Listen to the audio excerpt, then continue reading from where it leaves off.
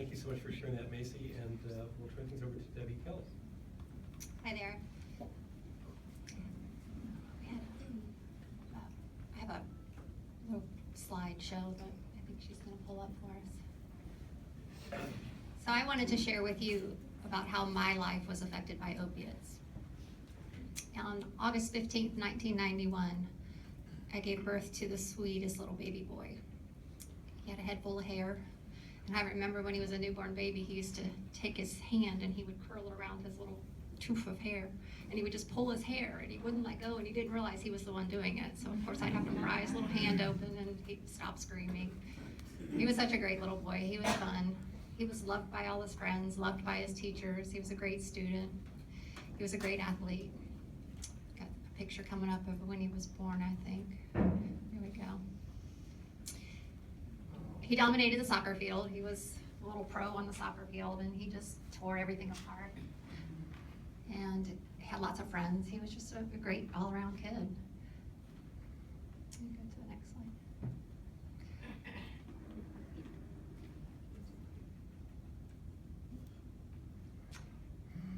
Derek was the one that everybody wanted to be around. He was the fun little boy. When he was on the soccer field, I was that screaming mom on the sideline, and we had everything we needed. When he got in high school, he was the quarterback of the high school football team and had lots of friends and family, and he was just a wonderful kid that everybody loved. He dated the captain of the cheerleading team. I was the president-elect of the touchdown club, and I ran the concession stand, and he set school records. He was on the cover of magazines. He was the epitome of every parent's want to have that quarterback child. He was just wonderful and loved and just a great kid. Derek got an offer to play college football at the University of Arkansas. You can go, I know that's the girlfriend of that's me. He got an offer to play college football. He went to the University of Arkansas to play football. And there he was the quarterback and decided after his first year that he wanted to transfer to another school. So he went to Charleston Southern University, where he was the captain of the team and the quarterback. He was there that he found pain pills.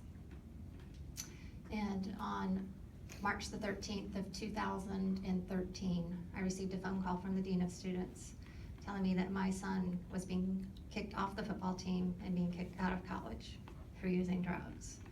And I thought, not my son, he doesn't use drugs, so I'm not sure where that came from. That began a 3-year nightmare.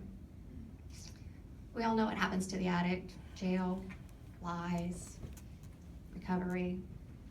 But I want to tell you what happened to me.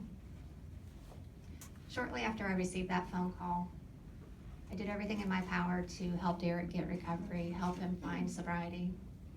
I joined Al-Anon. I joined therapy. I learned that I was the definition of codependency. But I did everything I could to make sure that whatever he needed, I would do. But at the same time, I had to keep my distance as a mom to let him focus on his own recovery. One particularly stressful day, I just collapsed. Couldn't move, couldn't walk, couldn't get up. I was taken by ambulance to the hospital, where I stayed for a few days, and I was diagnosed with neuropathy and vertigo. I eventually got out of the hospital. Derek continued to use drugs. He was eventually put in jail. I went and stood in line outside, rain or shine, whatever it took. I stood there and made sure that I got my chance to see him, whatever it took. On Derek's 22nd birthday, I remember sitting on the other side of a glass window, just there to let him know I'm here. I told him happy birthday on the other side of a glass window. I remember Thanksgiving of 2013. That year, we were sitting there eating Thanksgiving dinner, and I couldn't eat my turkey because all I could think about was the fact that Derek's sitting in jail and he doesn't have turkey, and I'm a mom.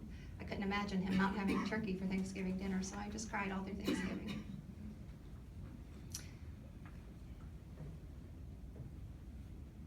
I had a job. That was another problem. I had a job as a clinical manager. I was a manager of 25 to 30 people in an ophthalmology practice. Was constantly interrupted by phone calls from lawyers and counselors and Derek and whatever was needed. The job was stressful enough on its own, in addition to my life being so turned upside down. I eventually stepped down from that position and I couldn't do my job anymore. I had a boyfriend that was wonderful and loving and caring, and he almost left me twice. You see, he had 2 children that had already lost their mother to breast cancer. And asking them to go through this nightmare with me was a little bit too much to ask anybody to do. So I called my mom, and I called my sister, and I cried to them. And they had their lives, and they had their family, so it of course affected their lives and their family. You know, what's happening to me? What can I do? All I did was cry. It was a miserable, miserable time. And then Derek got better. And when he got better, he started to talk to football teams. You can see in the picture here, he was talking to a high school football team. And he started to embrace his recovery and his sobriety, and he was doing very well. But I was cautiously optimistic because I know what an addict can do. So Derek got back in college, and he was on a football team again after several years, doing great. Everything was getting back to normal. Then on February 21st, 2016, I received another phone call saying that my son was dead in his dorm room, and he'd overdosed, an overdose of heroin and fentanyl. He had relapsed, obviously. And then I had to plan my son's funeral. What will he wear? Where will we bury him? How can I do this? This is my son. But I did. Several months later, I collapsed again. This time it was with the Baker Act. I couldn't imagine going on without him anymore. I didn't think I could do it. And I was in the hospital surrounded by people screaming, people crying. I became the resident beautician, and I embraced it because I knew I needed help. I knew I couldn't continue to go on.